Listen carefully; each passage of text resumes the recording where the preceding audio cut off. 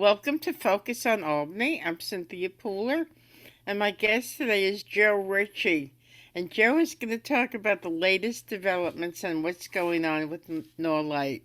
So tomorrow there's going to be like a call in, right? Can you tell us a little bit about that?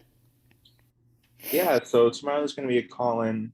It's basically to call the governor to deny Norlite's permits for her to kind of get on the steamboat because, you know, this issue is getting more and more serious as the days go on.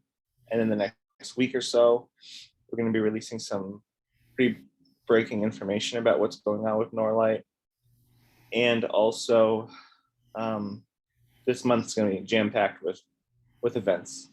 So we're really excited, and we're asking people to call Kathy Hochul to request that Norlite's permits be denied. They're Title V permits, which have been expired now for 2 years. So one of the things that I wanted to bring out, and you mentioned something important. I've spoken to a few people in Cohoes, and they think the whole Norlite issue is blown out of proportion, and that It, you're more or less like blowing off steam. yeah, I mean they can say that. I mean everyone's entitled to their opinion, but they're not entitled to their own facts. We Hmm. have the facts. I've lived next to Norlite for 20 years. I know what happens. I know the impacts about Norlite. So the people who say that are just ignorant, and that's just what it is. Norlite has been able to, over the past decades, kind of shroud what they do, and that's given people this impression that they do no wrong. But the DEC has its own Norlite portal online. Tell them to go to that. You can see the lists of violations that they have, um, and they have several violations that are not updated for the last couple years now that are on that website. It's not blown out of proportion when little kids are breathing in microscopic glass shards. It's Hmm. not it's not blown out of proportion when little kids are playing with snow that makes their fingers black. I mean, this stuff is real. It's a danger, and people have to get serious about this. Because guess what? There's no need to defend Norway. It's it's it's ridiculous. They're hurting our community, and we have the facts to back that up. We have the facts. We're not saying this out of our opinions. It's our facts through our scientists, through data that's made available. So everything that we say, we try to back it up with science, and that's what we've been able to do. So in years past, I'm sure that these problems did not start yesterday. They've been around for a while. In years past, when you have elected officials that have said nothing about this, growing up, were you aware that the political community was silent about this? Um, you know, we were. I mean, when I was younger, obviously I didn't know much about the whole political realm, but I would always hear my neighbors, kind of talk. It's like, yeah, they're not going. No one's going to do anything for us, and um, you know, nothing's going to happen. And when I got older, I was able to really make something happen for them, get the answers that they wanted, because the local elected officials were going to do nothing until we stepped up. The mayor did make it his priority, Mayor Keeler, when he campaigned about Norlite, but our activism and our advocacy for the community has really shaped his opinion on the facility, and really, I think, affected policy within the city and also the state. So, no one in the past did anything for us until we stepped in, lights out Norlight. So when Mayor Kyla was running for office, this issue was not raised, right? Well, when he went to Saratoga sites, it was definitely raised, because we had previous mayors. I won't name them, but the previous mayors we went to, and they blew us off, and they blew us off quick, and that was really disheartening. So when we had a mayor that came to Saratoga sites within the first few weeks of his administration and said, "What's going on?" Norlite was the number one thing raised, and he said, "We have to deal with this." And I was Mhm. one of the first people to stand up and say, because at first he said to us, "Well, why don't you guys move?"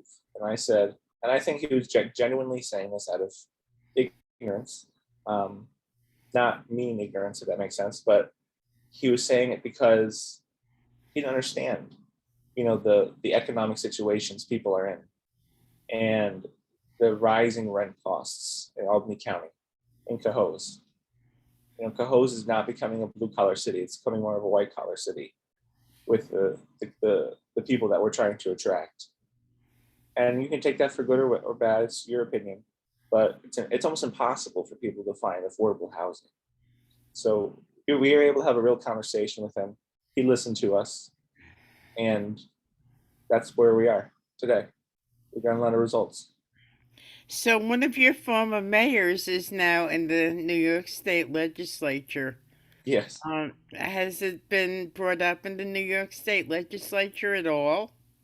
Well, we did pass that, PFAS bill that John McDonald and Neil Breslin were able to get passed unanimously, um, and didn't necessarily mention Norlite. It was just very vague. Um, we're trying to do something with him. He's been very supportive of us, um, and we're trying to work out something in the legislature. However, you know,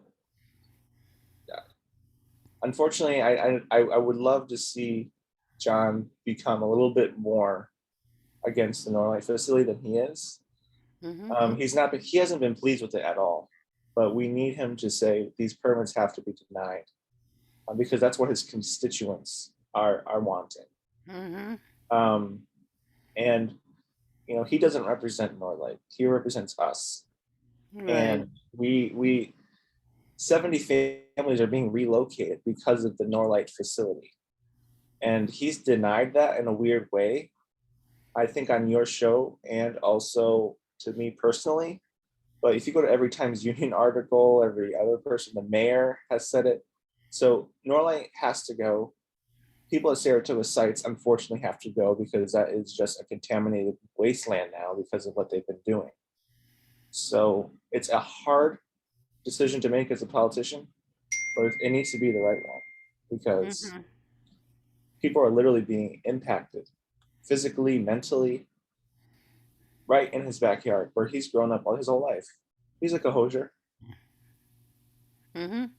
So has there been any health studies on what Norlite has caused the residents in your housing area, if they've gotten, lung problems, cancer, whatever? Has there been any studies done? Yeah, so the in 2005 there was a study by the ATSDR, and kind of came back with inconclusive results, and it wanted the state of New York to do more follow up. It did note significant contamination on Norlite's property, um, and also that men in Cohoes were like, I don't know the exact percentage, but 80% to 120% more likely to develop lung cancer than women, compared to like the national average. Um, and the Department of Health has its own publicly available cancer information, um, the New York State one, and it is shocking to see the amount of cancer in our area, and just our small radius. It's very shocking. So yes, there's data to suggest that because of Norlite, people are impacted with their health. But people also don't realize the mental health problems that Norlite causes. It's Which gonna, are? yeah, it's gonna cause us. I mean, people.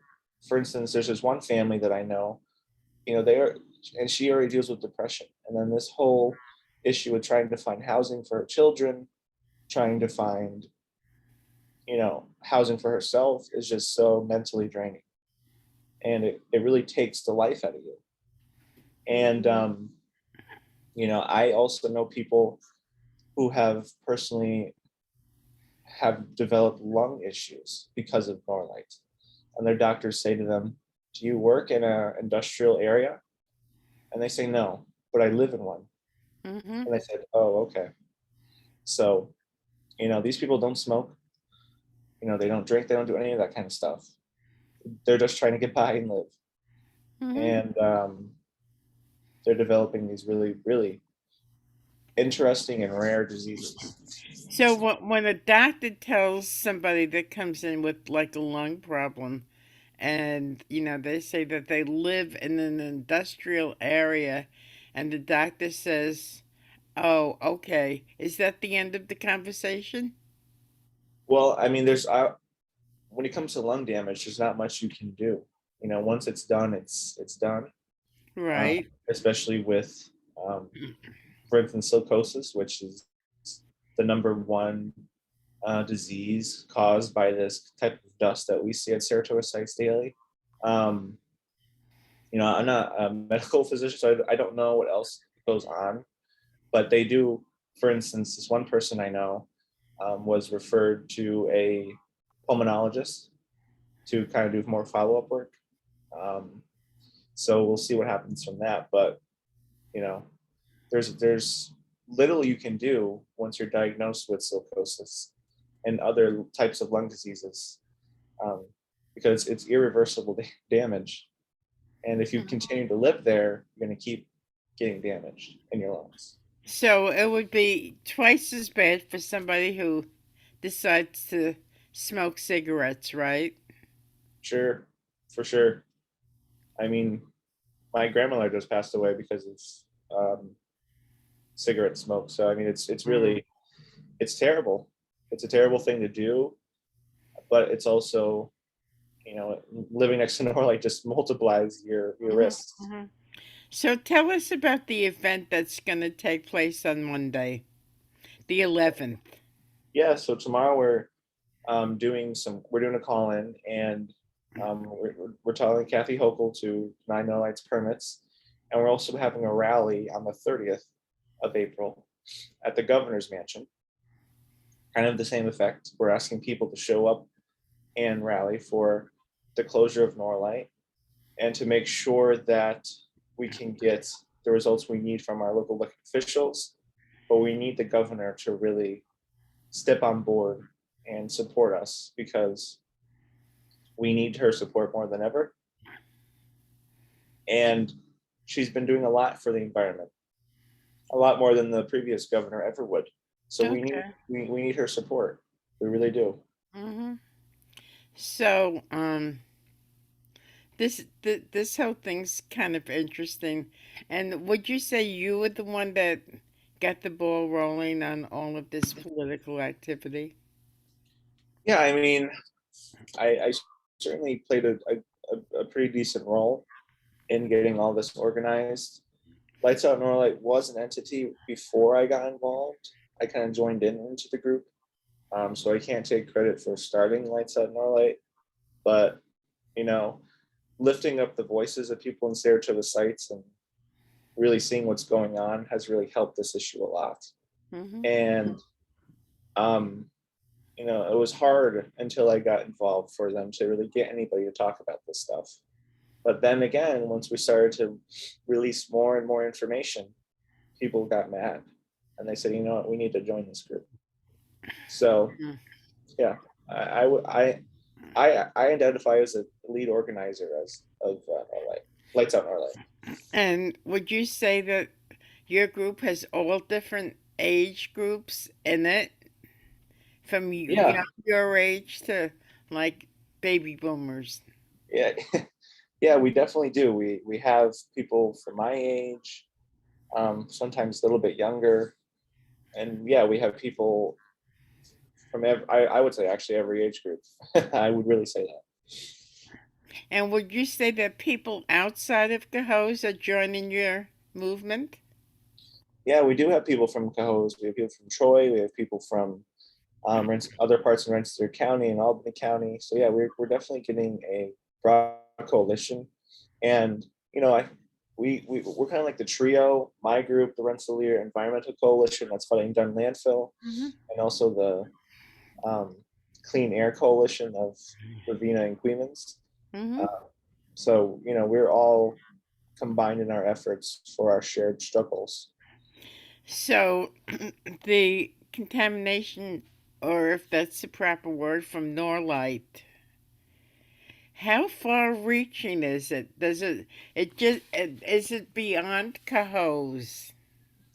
Yeah, so um, 19 College, I believe, did a study on the St. Cobain facility in um,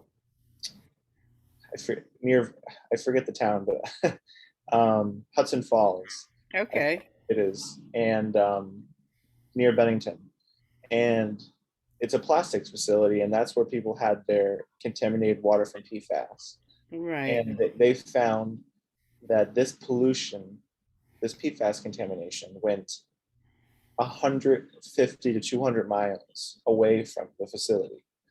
So the whole capital region is impacted by Norlite and any other facility that does really bad activity.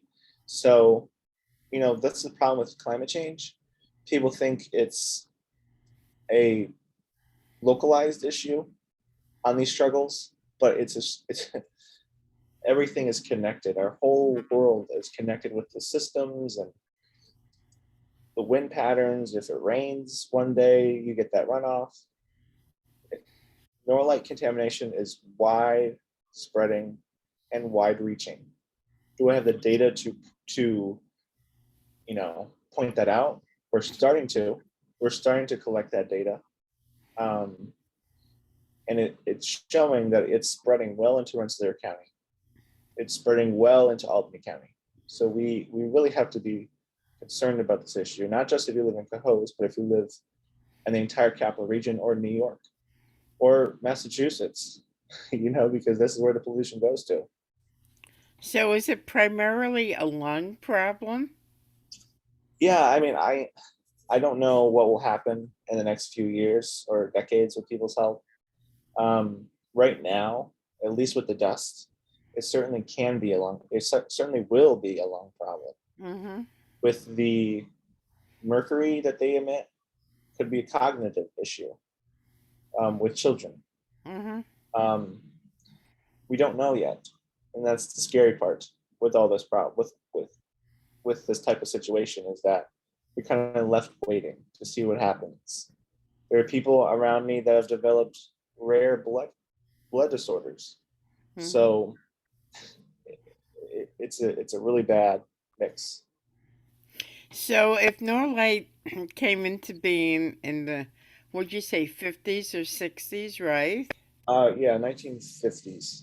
So then these health problems must have shown up over the years, right?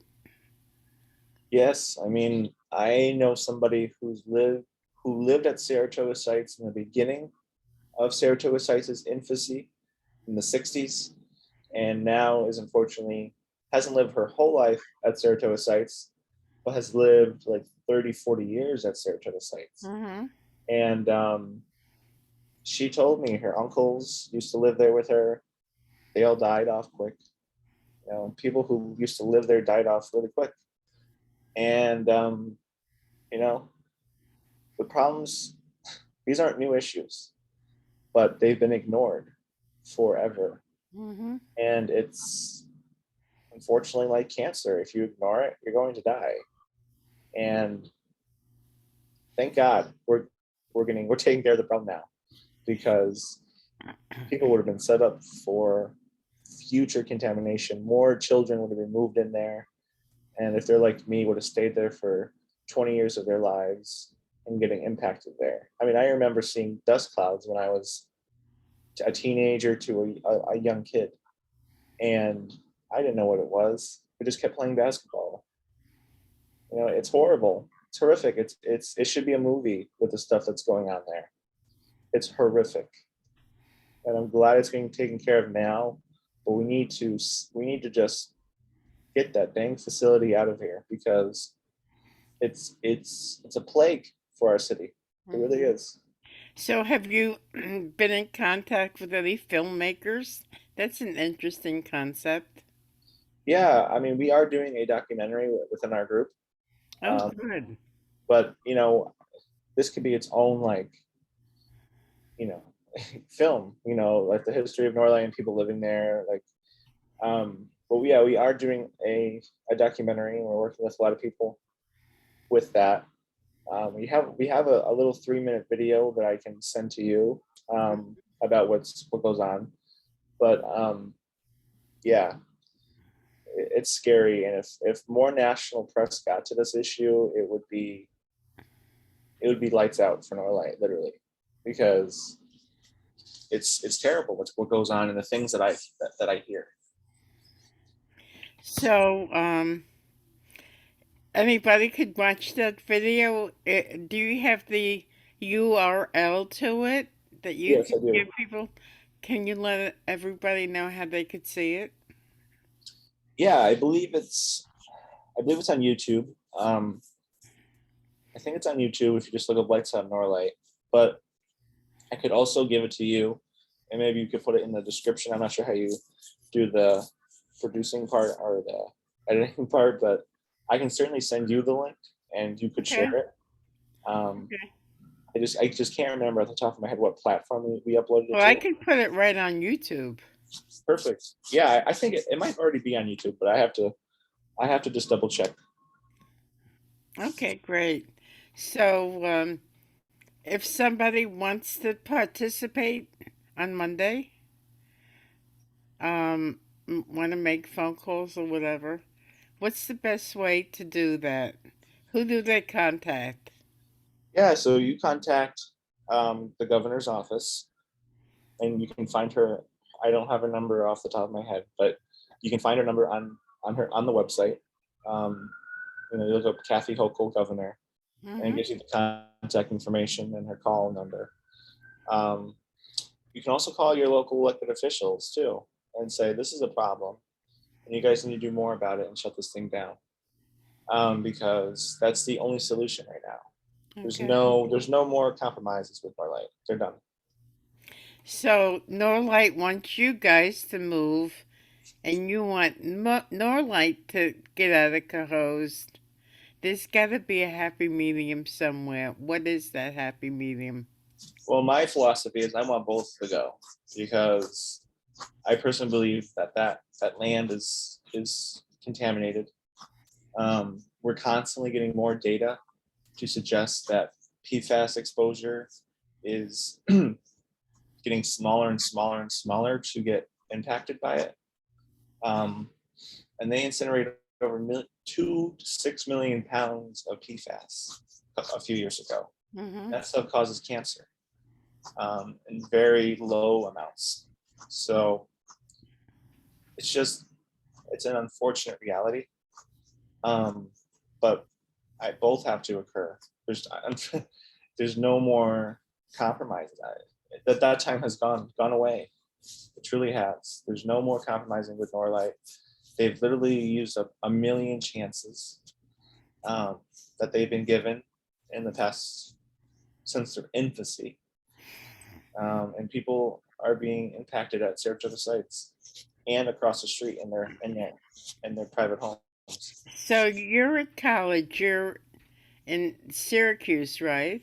Yep, So how do you do all your political activism if you're in Syracuse? I get on the train and I head home. Okay. That's pretty much what I do. That's an interesting story in itself.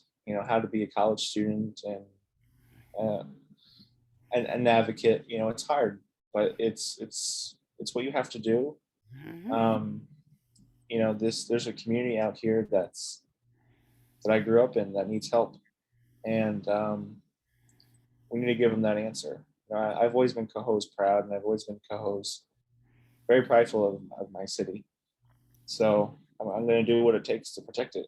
And if I have to piss some people off, which I have, I'm going to have to do that because it's the only way you're going to get results. And I mean no harm, no foul to those people, but if you're not doing your job, I'm going to tell you.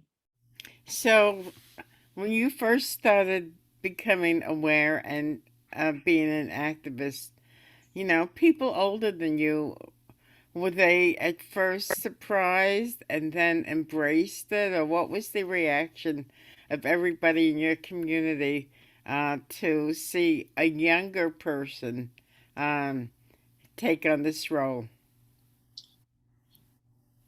Well, I mean, I would say, you know, we're reaching a generation, my generation, that you know activism and all that starts fairly young. My some of my first memories of activism, my generation and the one previous to me, dealt a lot with school shootings, and it became a pandemic of school shootings. Mm-hmm.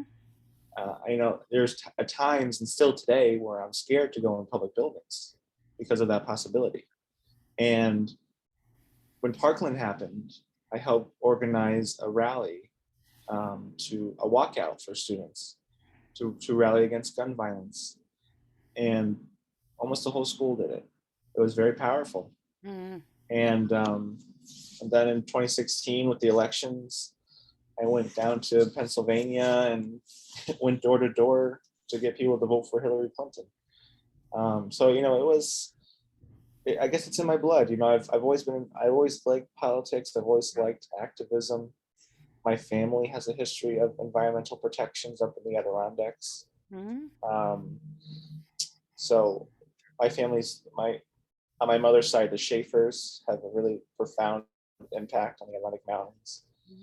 Um, so it's in my blood to do well for my community and to make sure that people are getting their voices heard, So no matter what the issues. we have a minute left. Can you tell everybody how they can reach you, get involved in what you're doing?